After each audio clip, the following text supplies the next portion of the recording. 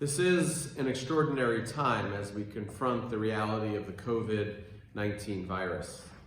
We grieve for those who have lost their lives.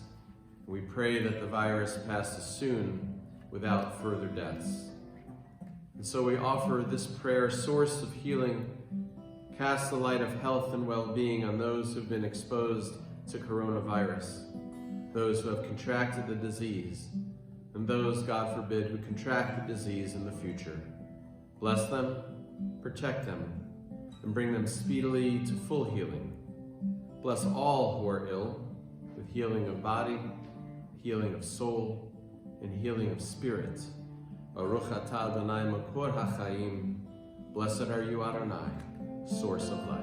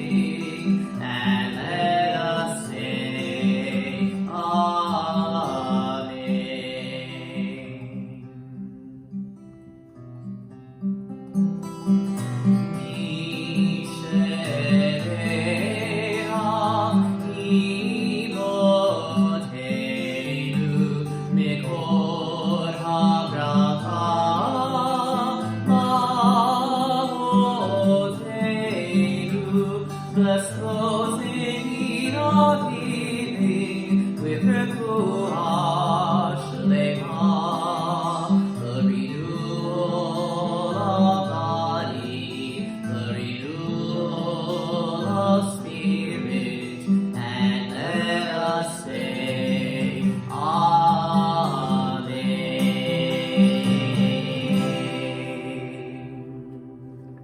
In addition to praying Shebeirach, our prayer for healing for all who are ill, we are, of course, trying to do our part here at Temple Shalom to help keep our Temple Shalom community and our broader community safe in reducing the transmission of the COVID-19 virus, and thus, of course, we are doing our service on video for tonight. But of course, one of the core components of synagogue life is being together face to face. Being together with family, with friends, and community lies at the heart of so much of Jewish practice and ritual.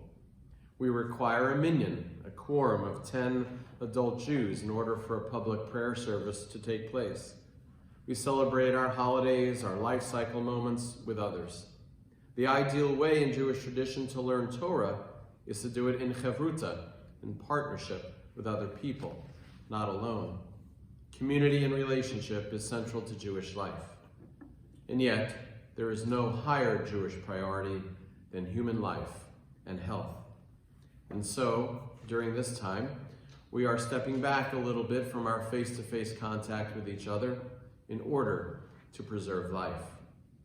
Ironically, face-to-face contact is at the heart of this week's Torah portion from Exodus, Ki Tisa, in which, as Rabbi Alex Israel notes, the phrase panim el panim, face to face, occurs no less than 20 times. So the portion tells us that God would speak to Moses, panim el panim, face to face, as one person speaks to another.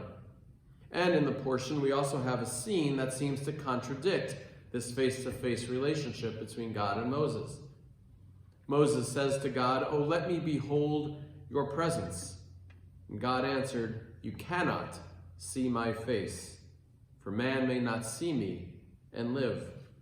And God said, "As my presence passes by, I will put you in a cleft of the rock and shield you with my hand until I have passed by. Then I will take my hand away and you will see my back, but my face must not be seen." As Rabbi Israel puts it, this is confusing. Moses apparently can speak to God face to face, audio, but cannot see God's face, visual. Now we right now have audio and visual, but not face-to-face in person. So Rabbi Israel suggests that we reflect on the question, what does it mean to look someone in the face? What is the impact of that kind of interaction? Well, face-to-face communication is personal and far more complete than emails, text messages, videos, or virtual community. Some 80-85% of human communication is nonverbal. So face-to-face communication enables us to send and receive a whole and nuanced communication. In our tradition, we are all actually asked to come face-to-face with God. At the end of our Torah portion this week, we read 3 times a year, all your males shall appear before the face of the sovereign Lord, the God of Israel. These 3 times a year refer, of course, to our 3 pilgrimage festivals of Pesach, Shavuot, and Sukkot. And on those 3 festivals, our ancestors would literally make a pilgrimage to Jerusalem to encounter God, to appear before the face of God. This is a remarkable idea. Our tradition is asking us to come see God, but of course we can't, as Moses found out. So what does it mean then to come face to face with God? Moses actually finds the answer to that question in our portion when God says to Moses, I will make all my goodness pass before you, and I will proclaim before you the name Lord, and the grace that I grant, and the compassion that I show. In other words, we can speculate forever on what God looks like, but the Torah's concern is that we follow God's ways of mercy, compassion, goodness, and justice. In the face of COVID-19, flu, and other illnesses and calamities and pain and suffering in the world, we are now more than ever called to see God by seeing the dignity of all people, especially those who suffer. And when we see the face of our fellow human being, we are truly seeing the face of God.